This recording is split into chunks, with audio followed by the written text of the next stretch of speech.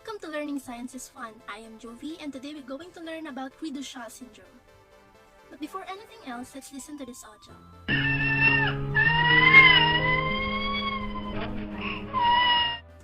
It maybe sounds like a cat meowing, but actually that is the sound of a baby crying with Cri-Du-Chat syndrome.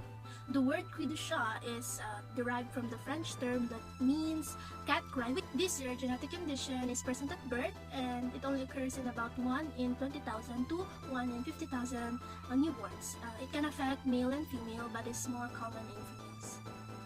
But how does it happen? Well, to understand this, let's have a review about our chromosomes. Chromosomes is a packet of thousands of genes which contains the instruction for making proteins. It has an X-like shape and has two types of arm, the P arm, which is the short arm, and the Q arm, which is the long arm. Cri-Du-Chat occurs when one of the chromosome 5P arm goes missing. It can be partially deletion or complete deletion. This is why this syndrome is also called by many names like 5P deletion syndrome, monosomy 5P, or 5P minus. The particular location of the deletion in this syndrome is in the 5th chromosome, P arm or the short arm, 1st region, 5th band, and 2nd to 3rd bands, which is the 5p15.2 to 5p15.3, which is around there. The deletion of 5p15.2 is responsible for the dysmorphism and intellectual disability in the affected patients, while the deletion of 5p15.3 is responsible for the cat cry and speech delay. Other critical region includes the semaphorin F gene, which spans at least 10% of the deleted chromosomal region, and the delta catenin, which encodes proteins that involves in brain development. About 85 to 90% of the Cri-Du-Chat cases are the result of de novo deletion, which means it is not inherited and occurs randomly during the early development in the embryo. The other 10 to 15% occurs when the child inherits a chromosomal abnormality from the parent. This case works when one parent is carrying a chromosomal rearrangement called balanced translocation. It is when a part of chromosome switch places with a part of another chromosomes. Balanced translocation does not cause any problem with the carrier because there is no genetic material gained or lost, but once it was passed on the next generation, it will become unbalanced translocation. It's pretty confusing, right? So let's have an example. Here's James and Jessie from Team Rocket. If one of them has a balanced translocation, let's say it's Jessie, which part of her chromosome 5P arm switch places with the part of her chromosome 12.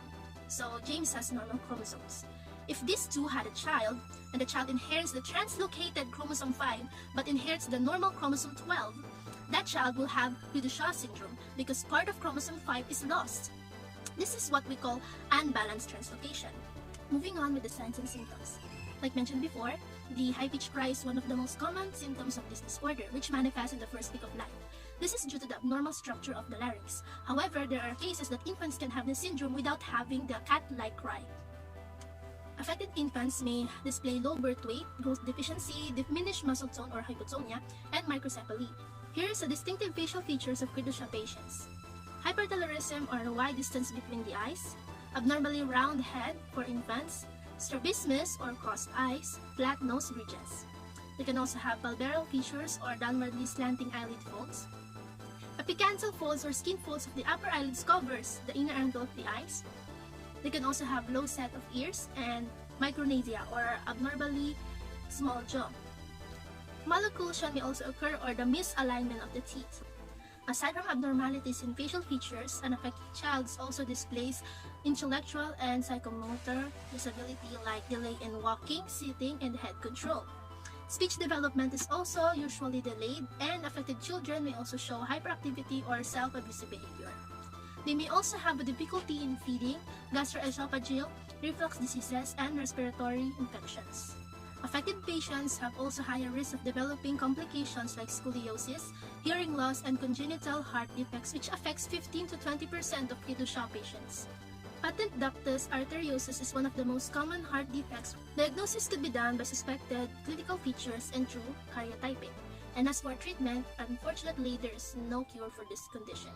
The best thing that the parents and the specialists could do is to manage the symptoms and treat the diseases and complications developed due to this syndrome. Services like physical therapy, speech therapy, special educational intervention, and other medical, social, or vocational services can be highly benefit the affected patient. The survival rates for this syndrome is quite good. In fact, there are Cri-Du-Chat patients that lived over 50 years. And that's it for this video. I hope you'll learn a lot from me today. And here are my references. Once again, I am Jovi and I'm happy to deliver knowledge to you. To learn more about genetics, please check our website, bsedsciencepup.com, because learning science is fun.